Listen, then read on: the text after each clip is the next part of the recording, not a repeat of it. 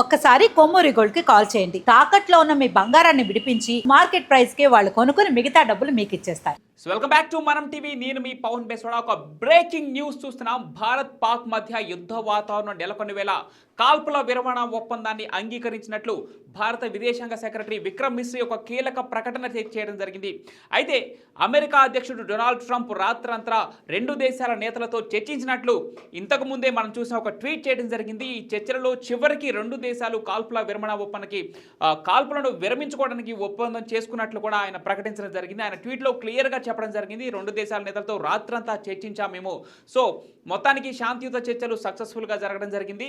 రెండు దేశాలు కాల్పుల విరమణకు అంగీకరించడం జరిగిందని అమెరికా అధ్యక్షుడు డొనాల్డ్ ట్రంప్ ఒక ట్వీట్ చేయడం జరిగింది. ఈ నేపథ్యంలోనే భారతీయులంతా కూడా ఉత్కంఠగా ఎదురు చూశారు 5 గంటలకు ఏం ప్రకటన రాబోతుందని చెప్పేసి. అయితే విదేశాంగ శాఖ సెక్రటరీ విక్రమ్ మిశ్రీ కీలక ప్రకటనలో ఒక ప్రెస్ మీట్లో చెప్పడం జరిగింది క్లియర్గా. ఈ రోజు నుంచే కాల్పుల విరమణ ఒప్పందం ఈ రోజు 5 గంటల నుంచే అమల్లోకి రాబోతున్నట్టు కూడా ఆయన ప్రకటన చేయడం జరిగింది. అయితే గత కొద్ది రోజులుగా నెలకొన్నటువంటి ఈ యుద్ధ ఉద్రిక్తత పరిస్థితుల నేపథ్యంలో అనేక దాడులు ప్రత్యాడులు చేయడం మనం చూస్తూనే ఉన్నాం. ముఖ్యంగా యుద్ధ నీతిని తప్పించి యుద్ధ ధర్మాన్ని పాటించకుండా పాకిస్తాన్ భారత పౌరులే లక్ష్యంగా ముఖ్యంగా జమ్మూ కాశ్మీర్లో ఈరోజు రాజౌరి జిల్లాలో జరిగినటువంటి దాడిలో షెల్లింగ్స్తో దాడి చేయడం వల్ల ఒక అధికారి మరణించడం జరిగింది. నిన్న మనం చూసాం, ఒక తెలుగు జవాన్ మరణించడం జరిగింది. ఈరోజు మహారాష్ట్రలో సందీప్ యాదవ్ అనే మరొక యువ జవాన్ మరణించడం జరిగింది.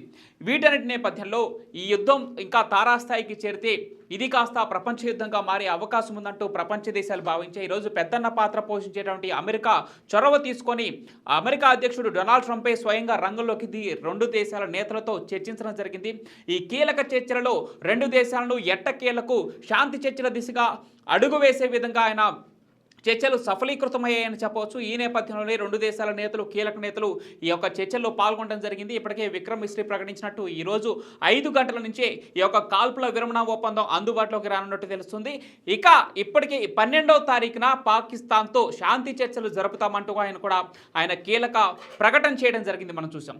ఈ నేపథ్యంలోనే ఈ రోజు నుంచి దాడులు కానీ లేదంటే మిసైల్స్ కానీ లేదంటే భారత్ తరపు నుంచి ఎటువంటి దాడులు ఉండబో అని చెప్పి ఆయన కీలకంగా స్పష్టం చేయడం జరిగింది. మరి చూడాలి, పాకిస్తాన్ తన వక్రబుద్ధిని మరొకసారి చాటుకుంటుందా లేదంటే అమెరికా మధ్యవర్తిత్వం వహించి జరిపినటువంటి ఈ చర్చల నేపథ్యంలో కాల్పులకు పాల్పడకుండా ఉంటుందా పాకిస్తాన్ అనేది మాత్రం చూడాలి. ఎందుకంటే భారత్ చేసినటువంటి ఆర్మీ దాడి అంతా ఇంత కాదు. భారత్ యొక్క చేసిన దాడిలో తనకి కరాచీ సీపోర్ట్ దగ్గర నుంచి ప్రతి ఒక్క స్థావరాన్ని నేలకూల్చి నేలమట్టం చేసినటువంటి భారత ఆర్మీ ఎంతో నష్టాన్ని కలిగించింది పాకిస్తాన్కి. తగిన గుణపాఠం అయితే చెప్పింది. ఈ నేపథ్యంలో ప్రతీకార చర్యగా భారత్ యొక్క పౌరులే టార్గెట్గా జమ్మూ కాశ్మీర్లో విద్యా సంస్థలపైన, స్టూడెంట్స్ పైన, పౌరులపైన, సామాన్య జనాలే టార్గెట్గా పాకిస్తాన్ ఇన్ని రోజులు దాడులకు తెగబట్టం మనం చూస్తూనే ఉన్నాం. ముఖ్యంగా చీకటి పడిందంటే చాలు పాకిస్తాన్ తన మిసైల్తో విరుచుకుపట్టడం జరిగింది. నిన్న 400 డ్రోన్లతో విరుచుకుపట్టడం మనం చూసాం. అయితే ఎట్టకేలకు భారత ఆర్మీ దాన్ని సమర్థవంతంగా తిప్పికొట్టే ప్రయత్నాలు అయితే విజయవంతంగా చేసింది. గాలిలోనే డ్రోన్లను పేల్చివేసినటువంటి దృశ్యాలు మనం సోషల్ మీడియాలో చూస్తాను. ఈ నేపథ్యంలో ఈ యొక్క ఉద్రిక్తత పరిస్థితులు ఎంతవరకు దారితీస్తాయో తెలియని పరిస్థితి ఉంది. కాబట్టి ఎప్పుడు ప్రపంచ యొక్క సమస్యలలో తలదూర్చి పెద్దన్న పాత్ర పోషించినటువంటి అమెరికా ఈరోజు కూడా క్రియాశీలకంగా అడుగువేయడం జరిగింది. స్వయంగా అమెరికా అధ్యక్షుడు డొనాల్డ్ ట్రంప్ రంగంలోకి దిగి ఈరోజు శాంతి ఒప్పందాల చర్చలుగా దిశగా భారత్ను అదేవిధంగా పాకిస్తాన్ ముందుకు నడిపించడం జరిగింది. ఈ నేపథ్యంలో విదేశాంగ సెక్రటరీ విక్రమ్ మిశ్రీ కీలక ప్రకటన చేశారు. 5 గంటల నుంచి ఈ యొక్క కాల్పుల విరమణ ఒప్పందం అందుబాటులోకి వచ్చిందని చెప్పారు. ఇక 12వ తారీఖున పాక్తో శాంతి చర్చలు జరుపుతారని చెప్పడం జరిగింది. చూడాలి ముందు ఏం జరగబోతుంది. 12వ తారీఖు శాంతి ఒప్పంద చర్చలు మరి సఫలీకృతం అవుతాయా లేదా భారత్ పాకిస్తాన్ మధ్య మళ్ళీ యుద్ధ వాతావరణం నెలకొంటుందనేది మాత్రం వేచి చూడాలి.